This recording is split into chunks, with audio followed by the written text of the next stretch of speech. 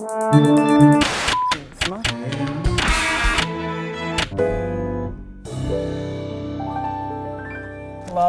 it's the Sweet Spot. Remember, we're making a show.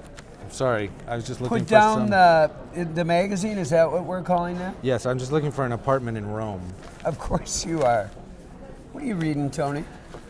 The New York Review of Books. 50 years ago, there was a strike of all of the New York City daily newspapers, including this one. The book publishers had no place to advertise, and a group of writers and poets and literary folk got together. Not exactly the group of people you'd want in a bunker if you were going to war. Well, on the other hand, through war and peace, for 50 years now, the New York Review, which, full disclosure, former employer of mine. How many readers? Now, here's the thing about, because magazines are a beautiful ornament and vehicle of our civilization. I mean, there have been so many mentioned that, because so many great magazines. I think part of what's going on here is because you walked over here on the subway with your New York Review of Books, we know you're a certain kind of person.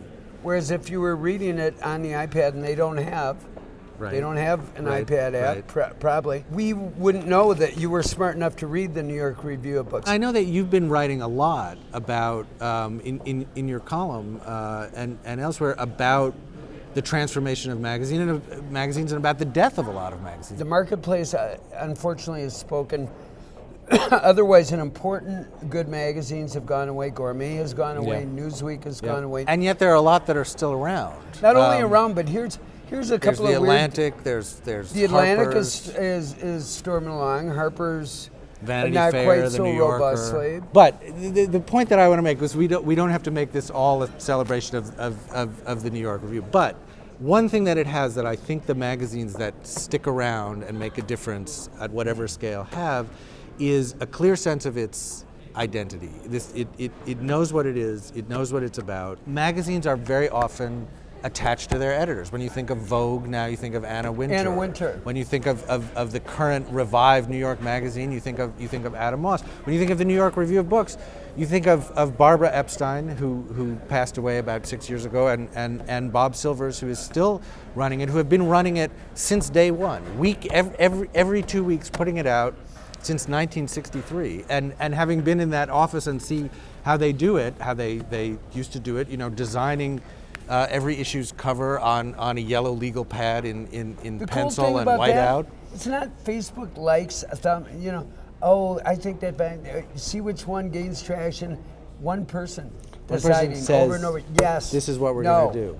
Yeah. That's not going on the cover. I got an airplane the other day.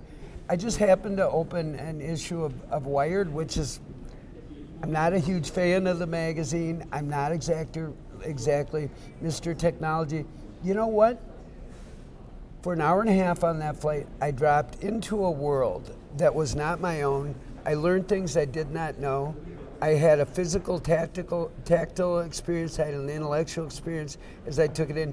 And the coolest thing about it is when I got to the end of the magazine, I slipped it into the airline seat pocket. I left there. I was done with it. Part of what happens with the internet, you're never finished with it.